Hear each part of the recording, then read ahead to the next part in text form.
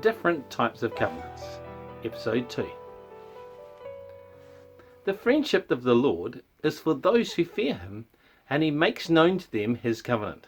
Psalm 25, verse 14. Well, welcome back as we continue our series entitled The 8 Covenants of the Bible. My name is Nigel Christensen, and I serve with Celebrate Messiah New Zealand. You know, what we are going to find when we start looking through in more detail the 8 covenants is that actually they fall into 2 different categories or types of covenants, those being conditional and unconditional. Now, it's really important to be able to distinguish between these 2 types of covenants so that we can clearly understand what the Bible actually teaches. Now, perhaps a modern example that might help would be marriage. Traditionally, marriage vows contain the phrase, "till death do us part," and they make no specific grounds or give no specific grounds for divorce. So in that sense, they could be considered an unconditional covenant. Whereas other marriages also have additional prenuptial agreements in which grounds for divorce are specifically stated. So in that case, what we would have there could be termed a conditional covenant. Now, conditional covenants.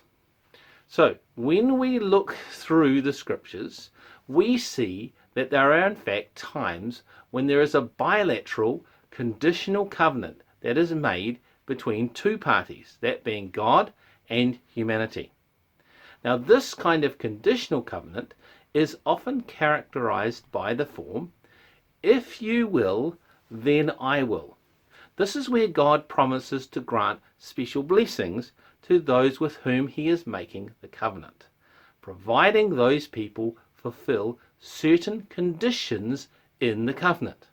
Now, if the people fail to meet the conditions, this often results in punishment. Therefore, the individual's response to the covenant and in agreeing to it either brings blessings or cursings. Blessings are gained through obedience, so the people to whom the conditional covenant was made must meet their conditions before God will meet his. Of the 8 covenants of the Bible, 2 are conditional. Those are the Edenic covenant and the Mosaic covenant. Also, we have unconditional covenants. In contrast, an unconditional covenant is a unilateral covenant and occurs when God, in his sovereignty, unconditionally obligates himself to bring to pass a definite blessing, outcome, or conditions for the covenanted people. Now, this type of covenant is characterized by the formula, "I will," where God declares his determined will to do as he promised. Blessings are secured, therefore, by the grace of God.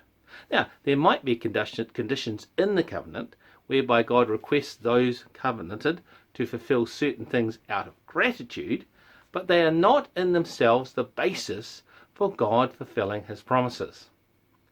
The other 6 of the 8 covenants that we find in the Bible are unconditional. Those include the Adamic, Noahic, Abrahamic, Land, Davidic, and New Covenants.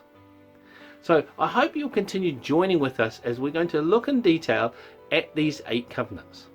If you're enjoying this series, then don't forget to click on the subscribe button or click on the bell icon to get notified of new content. So until next time, God bless.